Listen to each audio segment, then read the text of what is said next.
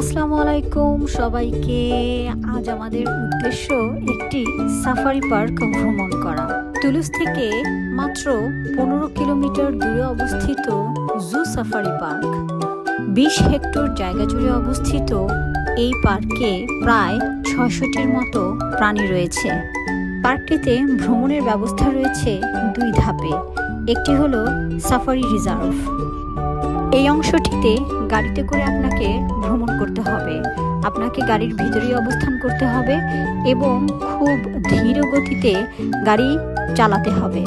প্রথমেই ধাপটিতে আপনি দেখতে পারবেন আফ্রিকার বিভিন্ন প্রাণী, এই যেমন বড় ধরনের উট পাখি, তারপরে ধরুন জেব্রা। আবার আমরা দেখে নিয়েছিলাম খুব লম্বা আকৃতির যে জিরাফগুলো, সেগুলো।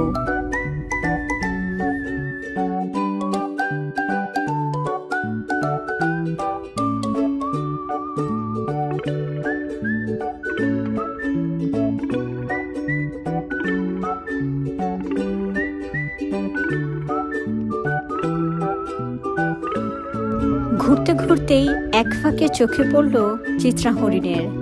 এত সুন্দর মনোরম একটি শান্ত পরিবেশে হরিণগুলোকে দেখতে খুব সুন্দর লাগছিল।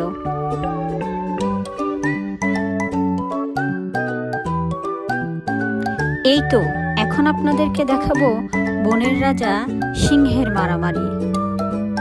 এই অংশটিতে আসলে আমরা নিজেরও একটু ভীত সন্ত্রস্ত ছিলাম, একেবারেই কোনো কথা বলছিলাম না। একটু কান পাতলেই এখানে শুনতে পারবেন সিংহের গর্জন।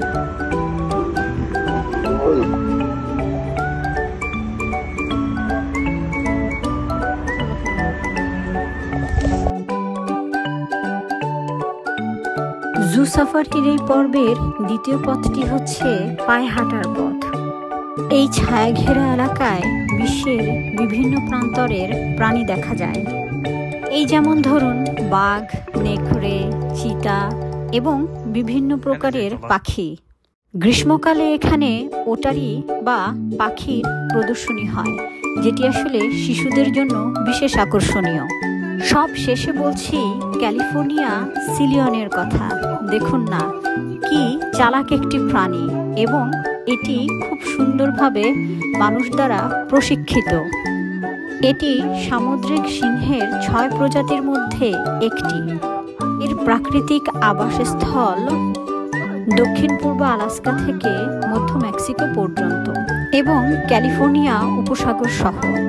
এই প্রাণীটি বিশেষ বুদ্ধিসম্পন্ন, তাই একে বিভিন্ন কাজ সম্পাদনের জন্য প্রশিক্ষণ দেওয়া হয়। যদি তারা অভ্যস্ত হয় তাহলে এরা মানুষের প্রতি সীমিত ভয় প্রদর্শন করতে পারে। এই কারণে চিড়িয়াখানা, সার্কাস এবং ওশেনিয়ারামগুলোতে জনসাধারণের প্রদর্শনের জন্য ক্যালিফোর্নিয়ার সিলিয়ন একটি জনপ্রিয় পছন্দ।